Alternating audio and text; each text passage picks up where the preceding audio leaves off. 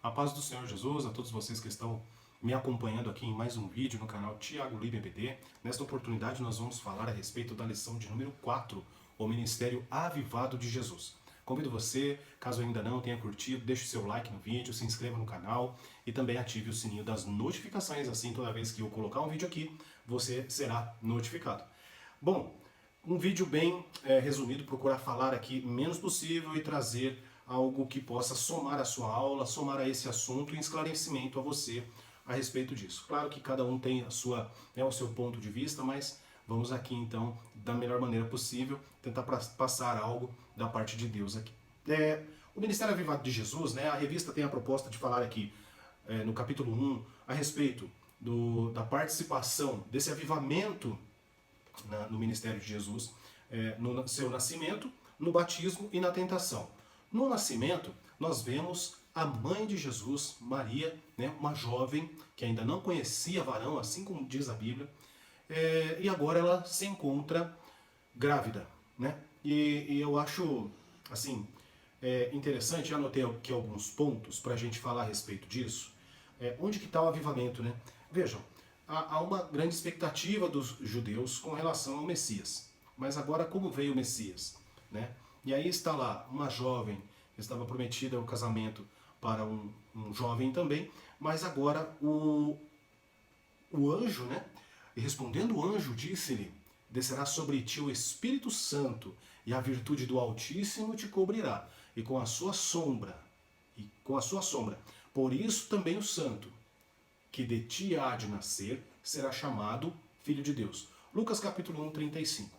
O que eu anotei, achei interessante compartilhar com vocês a respeito desse ponto, seria o seguinte, que se uma jovem solteira engravidasse, corria o risco de sofrer consequências desastrosas, a menos que o pai da criança concordasse em casar-se com ela. O segundo ponto, provavelmente permaneceria solteira por toda a vida se o pai da jovem a rejeitasse. E ela poderia ser forçada a recorrer à mendicância ou mendigância ou à prostituição, a fim de sustentar-se. Então Maria, por declarar ter engravidado pelo Espírito Santo, também corria o risco de ser considerada como uma louca. Ou seja, vários pontos, várias situações, consequências trágicas que poderiam levar Maria. Mas mesmo assim, ela diz, cumpra-se em mim segundo a tua palavra. Às vezes é melhor ficar na proposta de Deus, que parece que é loucura, mas sendo realmente a palavra de Deus, a vontade de Deus, aquilo que Deus espera de cada um de nós, do que fazer aí como que todos estão fazendo, não é verdade? Muito bem. Então, até a frase aqui que eu coloquei, não espere saber o que irá acontecer depois de oferecer a sua vida a Deus. Ofereça a si mesmo de boa vontade, mesmo que os resultados imediatos pareçam desastrosos.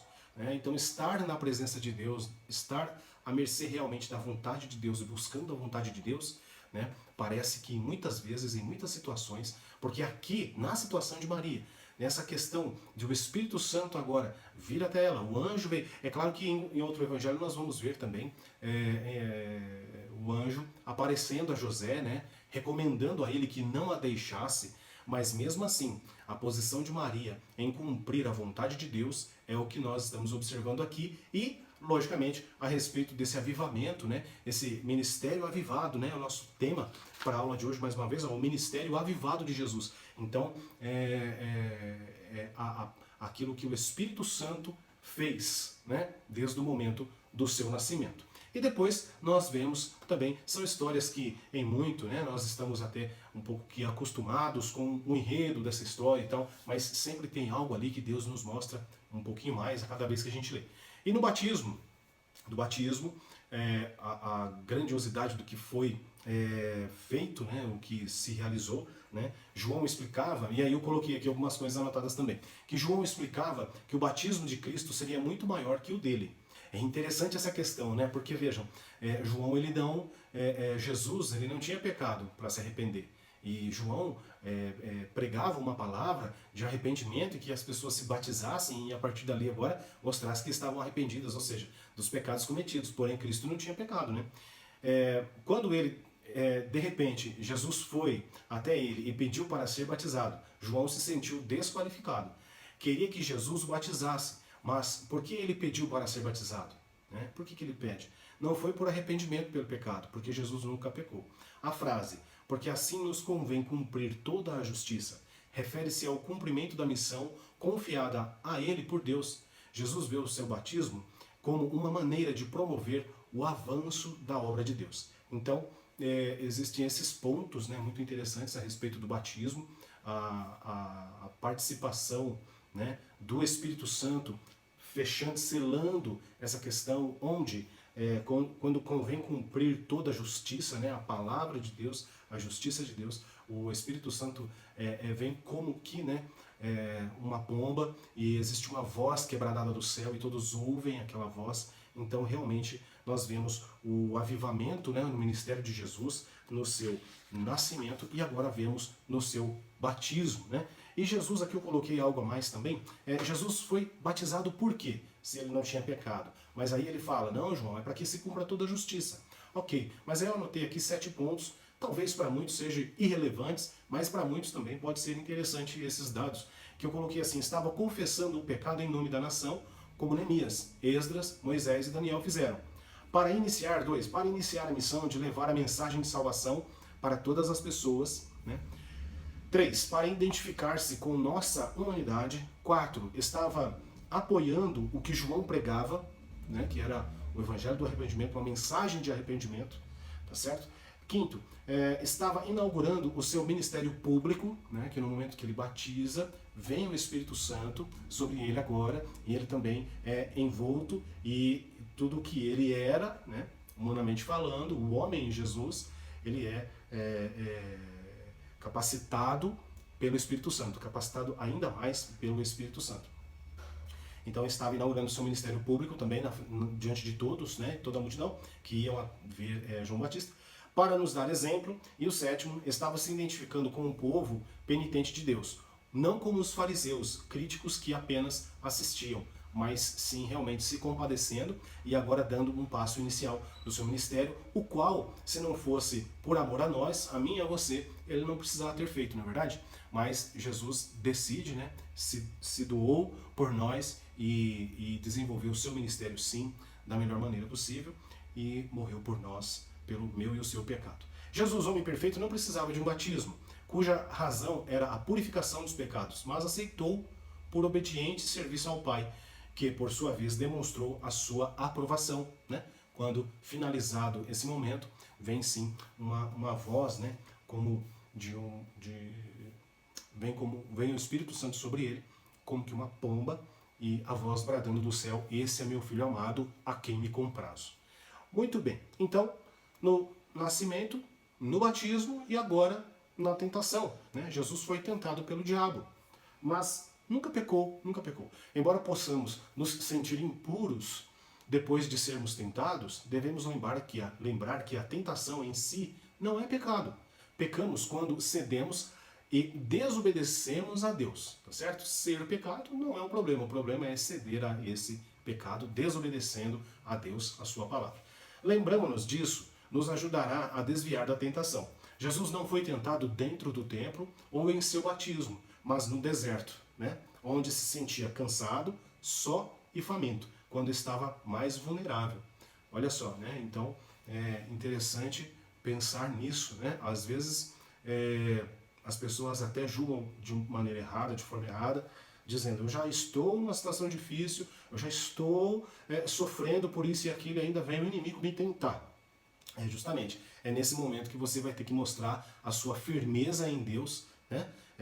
Esse calor que realmente você tem, essa chama que você tem no coração pelas coisas de Deus, é nesse momento que ela vai, então, refletir, né? De dentro para fora, e você vai, com naturalidade, vencer em nome de Jesus, tá certo? Não adianta ficar se estressando com coisas em meio ao deserto, as coisas já não estão boas. Aí vem notícias e notícias, situações, umas ali atrás da outra, e você ainda cede ao pecado, acaba brigando, acaba xingando, acaba tomando uma decisão, né? Uma palavra, uma situação que vai aí acabar te complicando ainda mais. E é nesse momento que você deve mostrar firmeza em Deus, tá certo? Bom, então, o diabo frequentemente nos tenta nessas condições, quando estamos sob tensão física ou emocional. É muito importante a gente gravar bem isso, né? Solitários, cansados, ponderando grandes decisões ou em dúvida. Muito cuidado, muita atenção quanto a isso, tá? Não se deixe levar por aparências. Mas ele também procura tentar-nos em nossos pontos fortes. E aí, aqui é algo bem interessante que eu encontrei, e que também concordo, né? As pessoas acham que não, em tal matéria, em tal ocasião, circunstância que a vida possa me oferecer, né? Eu sou forte nisso, eu não vou cair nesse ponto, eu não vou pecar, eu não vou vacilar.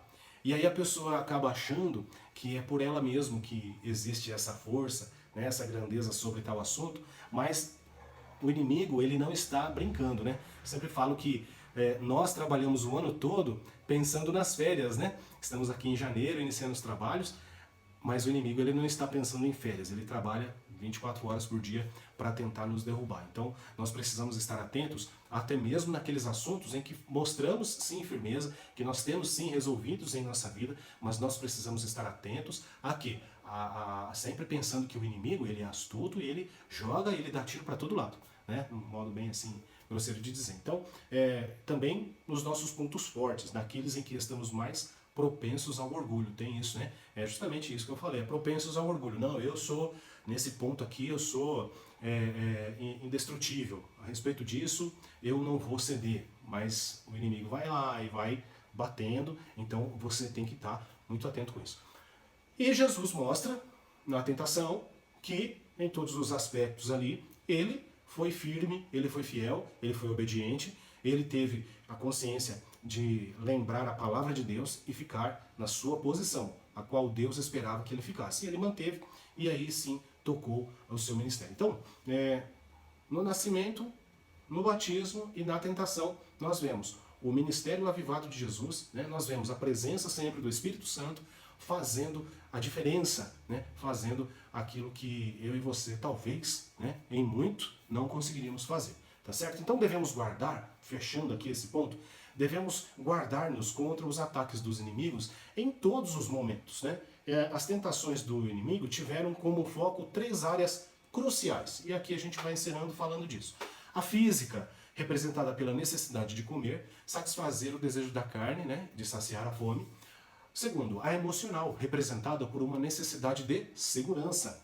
E terceiro, a psicológica, representada pelo orgulho, fazer-se superior a Deus. Mas Jesus não cedeu, e nós também precisamos pegar essa palavra, não ceder, jamais. O texto em Hebreus 4,15 diz que Jesus, em tudo, foi tentado, mas sem pecado, né? Ele sabe em primeira mão o que experimentamos, está disposto e é capaz de ajudar-nos em nossas lutas. Não se esqueça disso. O Senhor está disposto e é capaz, tranquilamente, perfeitamente, em ajudar-nos em nossas lutas. Quando você for tentado, recorra a Ele e peça-lhe forças. Tá certo?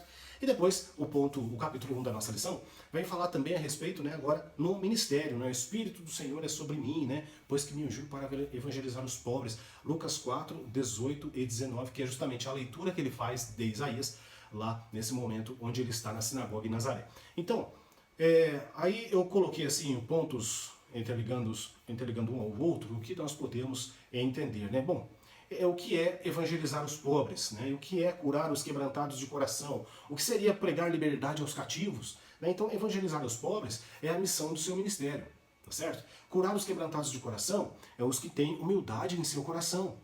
Pregar liberdade aos cativos, os aprisionados pelo pecado. Restauração da vista dos cegos fez por várias vezes, literalmente e no espiritual. Não é verdade? Quantas vezes?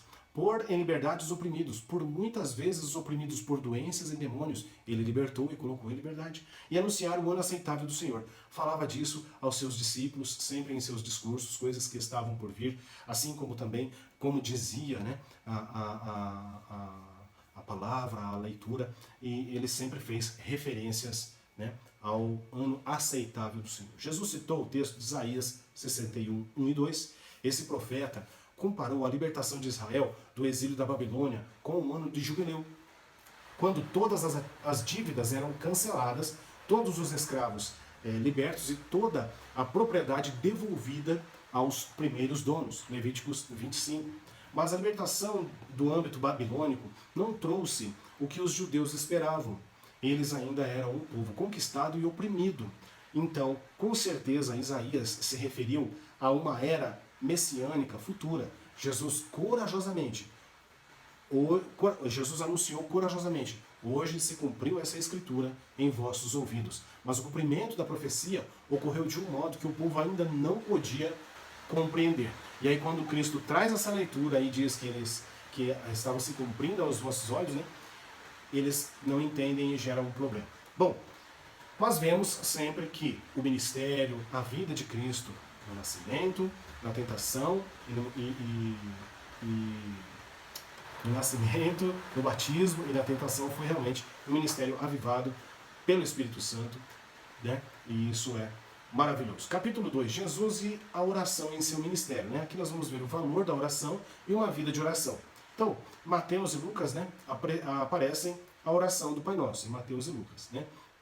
E aqui o texto é sugerido Lucas capítulo 11, né, 2 ao 4. Então, aqui aparecem as expressões, né? Santificado o teu nome, vinda do reino, vontade de Deus, nos deu pão, confessando os pecados, pedimos perdão, suplicamos por proteção, reconhecemos que todo o poder é do Senhor. Essa é o modelo que o Senhor Jesus coloca para que nós, eu e você, estejamos sempre como que um prisma, né? Olha, Senhor, que santificado seja o teu nome, né? Glorificamos a Ti, que o teu reino prevaleça, que realmente venha, que a vinda do Senhor Jesus seja estabelecida logo, né? Enfim, modelo de oração. Então observe a ordem dessa oração. Primeiro, Jesus louva a Deus. Então, fez os seus pedidos. Louvar a Deus em primeiro lugar nos leva à correta disposição para expormos ao Senhor as nossas necessidades. Como que nós estamos orando, né? Porque se Jesus orava dessa maneira, nos deixou esse modelo para que nós possamos seguir como uma oração diante de Deus, eu pergunto, como eu e você nós estamos orando? Né? Será que nós chegamos com tudo já e, ó Deus, eu preciso disso, me ajuda nisso, tem misericórdia de mim? Não, né? A oração é um diálogo, a oração é um momento privado onde você e Deus estão conversando. As coisas vão acontecendo de uma maneira a qual o homem não compreende, né? Nós entendemos a questão da oração, nós podemos falar aqui muito a respeito da oração, mas aquele momento particular de comunhão que você tem com o Pai é um momento diferenciado, onde essa conversa acontece e nós vivemos um avivamento da oração, né? E isso faz parte desse avivamento. Estarmos com essas particularidades, esse ouvido espiritual mais atento ao que Deus está falando, está querendo, está às vezes nos dando uma dica, olha, faça assim, faça assado. Nós precisamos estar atentos a essa palavra e nós encontraremos essas particularidades de Deus na oração, não é verdade? Quando nós estamos diante de uma situação, quando nós estamos diante de um problema, né, ou até de uma decisão importante na nossa vida, nós precisamos estar em oração para termos essa resposta, não é verdade? Assim que funciona. Até onde eu sei, é assim que funciona, né? Mas você está livre aí para comentar também, deixar o seu comentário, a sua opinião. Então, louvar a Deus primeiro nos leva, no primeiro lugar, nos leva à correta posição e atitude para expormos ao Senhor as nossas necessidades. Eu não sei se vocês estão escutando aí, está chovendo um pouquinho forte aqui. Espero que não atrapalhe tanto e dê para vocês entenderem e acompanhar, tá bom? Bom, frequentemente as nossas orações são mais parecidas com listas de compras do que com um diálogo, né? Como eu falei, nós não podemos simplesmente chegar de uma vez e já falar, Deus, eu quero isso, eu preciso disso. Deus já sabe. Deus sabe o que você precisa, Deus sabe o que você quer. A palavra de Deus diz que antes mesmo de chegar à nossa boca, Ele já conhece, já é conhecedor dele o que você vai falar, tá certo? Então Ele já sabe o que você precisa, o que você quer, o que você tem, o que você não tem, o que você é, o que você não é. Então Deus já sabe. O que o Senhor quer que nós façamos, Jesus vem falando, né? Olha só, o valor da oração. O valor da oração é diferente de simplesmente como que uma lista para o mercado, né? Existe algo além de simplesmente pedidos.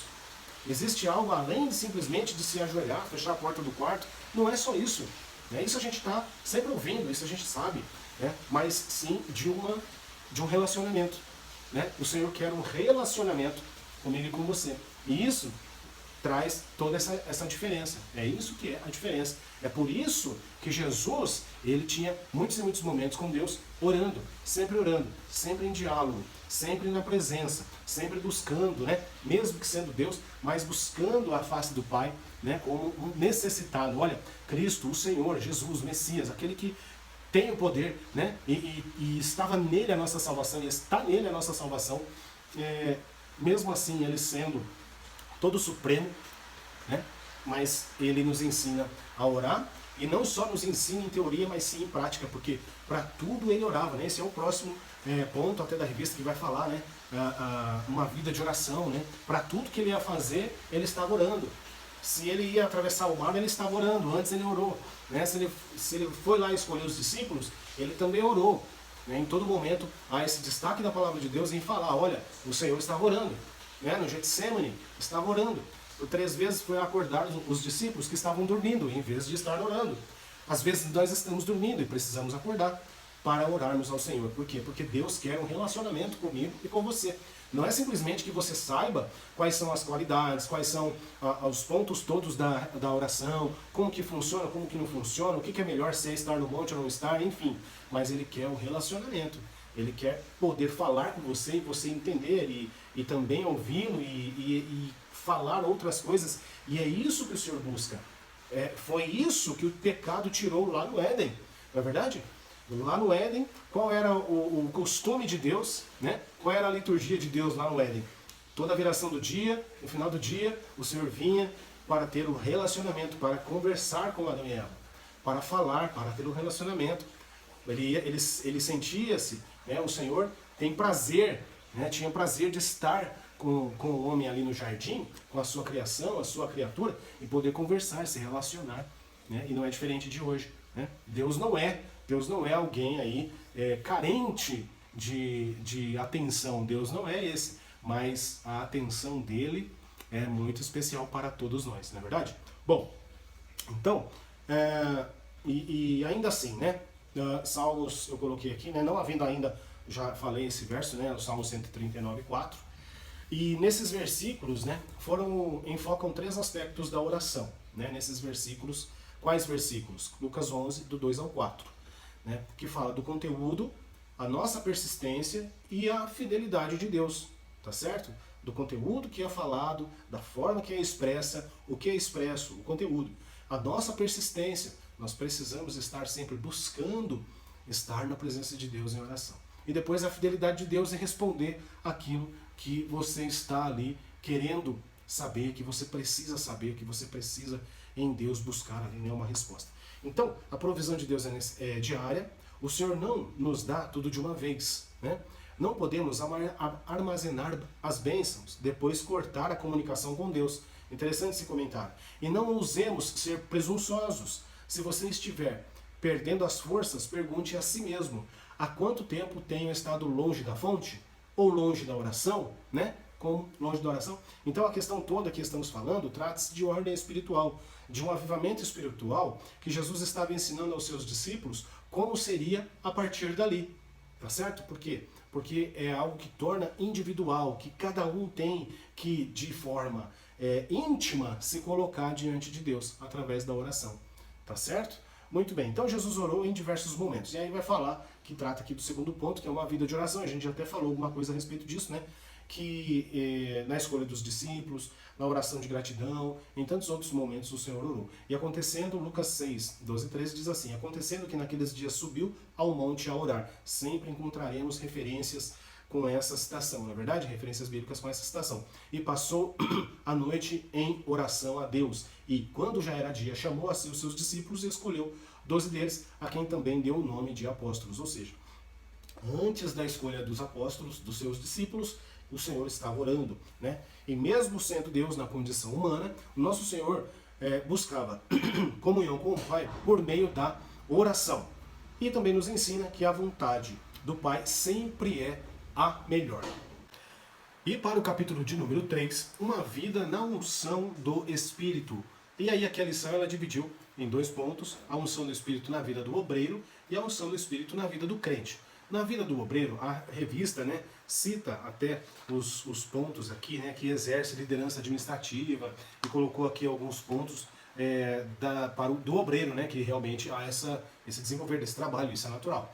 Né? Então, por que a unção né, do Espírito Santo sobre a vida do obreiro, né, que é algo especial, que realmente é uma pessoa que vai estar à frente, né, a sua visão é diferente dos demais, né, a sua concepção de reino, palavra, é um pouco diferente, sim, do restante dos irmãos na igreja, mas isso não o torna especial mais do que os outros, né, de maneira nenhuma. Na verdade, ele se conscientiza cada vez mais que é servo da igreja, dos irmãos, né? Que não tem essa unção tão especial assim, né? Não é unção especial, é a unção do Espírito Santo, tá certo? O único diferencial é que Deus chama pessoas para algumas determinadas funções, a qual as outras pessoas Deus não chama. Deus não tem esse, né, mistério com outras pessoas. Então, eu coloquei aqui, para que serve um obreiro com unção? Para servir, né? Não serve, um obreiro com unção não é para ficar recebendo honra, né? Sendo tratado igual um milionário, né? Muitas vezes a gente vê muita coisa por aí afora. Mas o obreiro que se dedica à palavra de Deus, o obreiro que se dedica às coisas do Senhor, que realmente